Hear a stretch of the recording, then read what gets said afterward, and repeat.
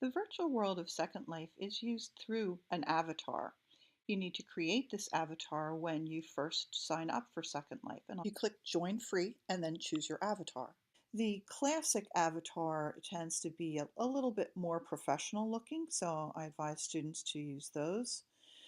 And then you just look at the various avatar choices and choose one that you think you would like to represent yourself, to move around in the virtual world, to enact the role plays. Choose the avatar, and then choose your avatar name. It's actually available because there are thousands of people in Second Life. So we will just choose Virtual Jefferson EDU and see that it is available. Go to the next step, which is to put your personal information. I'll just put dummy information in here for the time being, just so that you see how it works.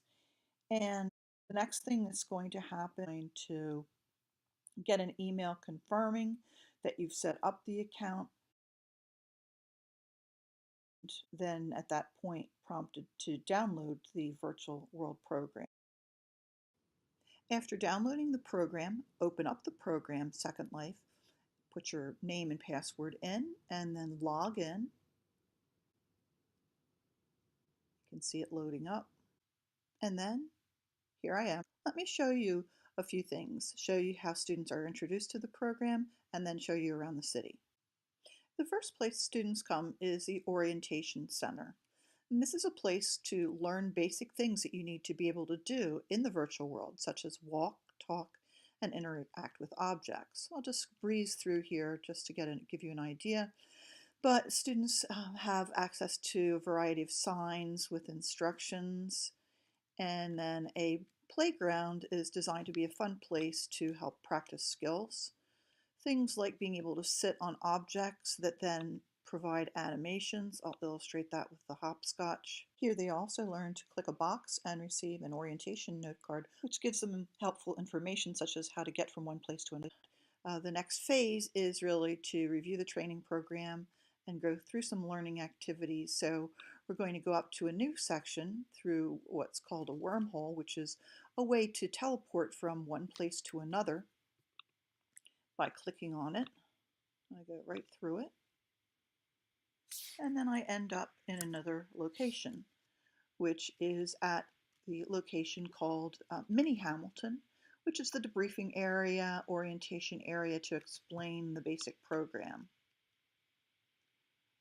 So we spend a few minutes here, and then we teleport up to the city.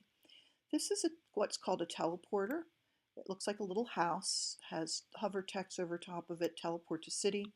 You right click on it and then choose teleport, and it's going to take us up to the city. And here we are. The setting is loosely patterned after North Philadelphia and Germantown, has a variety of structures on the location, has a school over on the left, various types of apartments, each of which could be used to enact a role play scenario involving transitional housing. There's apartments over on both sides. There's a church over on the right. And then as we come up against this larger building, this is a transitional housing for abused women and children. You can see as we go in that it has sitting area, it has a security guard, which are ever present in that particular real life facility with security cameras, a person in charge who has an office, cafeteria with people in it, and laundry facilities. And then over on the side we have an apartment where one of our role play characters lives with her 3 children.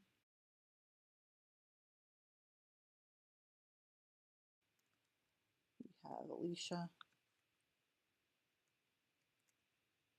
we have Jeff, and then she also has a newborn. And those who are enacting the character of Christina have the baby, hold the baby as they speak with the person playing the helper, and then as the observer watches. So any of the Areas can be used as a role play area. This is just one of them. I'll show you a few of the others as we go over. And so we're approaching a more commercial area that has a coffee shop, a pawn shop, an urgent care type facility, and they've over here has a park. Any of these areas can be used by the students to enact their role plays. Park has benches in it. Someone could be sleeping here. The student can go into the coffee shop,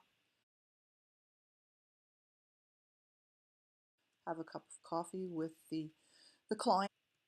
And this is the express care, has a pharmacy, has a consulting room,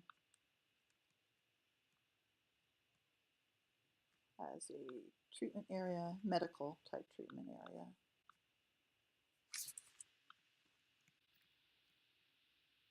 And then as we move along, we'll see that there is a grocery store over on the corner.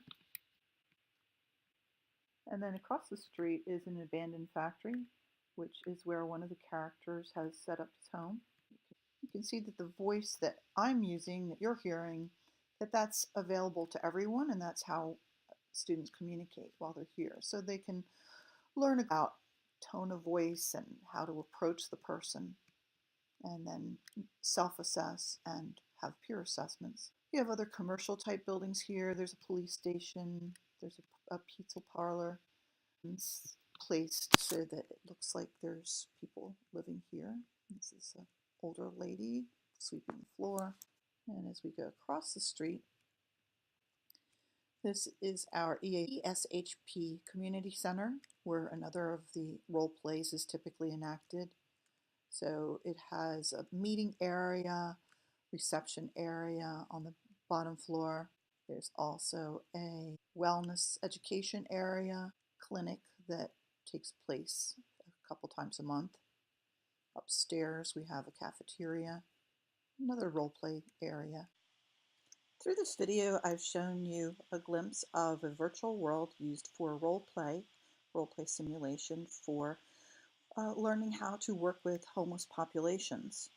We've seen a variety of different settings where the role plays can take place, and this particular city was designed specifically for this role play of homeless populations in mind.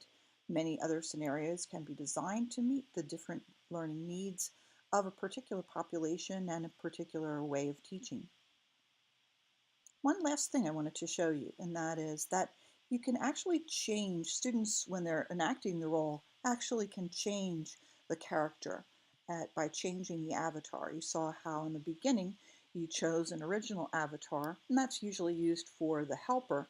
But when there's a character that has a designated persona, you can then make the avatar fit that role. And I'll just show you real quickly how that's done. I'm going to choose a item from my inventory, Leon Roleplay, and then I'm going to just replace my current outfit, and you'll see me turning into Leon. It takes a couple of minutes. But you can see how the appearance has completely changed, and that this helps to add to the realism of the role play and the character. So I hope that this has given you some understanding of the virtual world used for role play. Happy to follow up with any other information or tours. Thank you.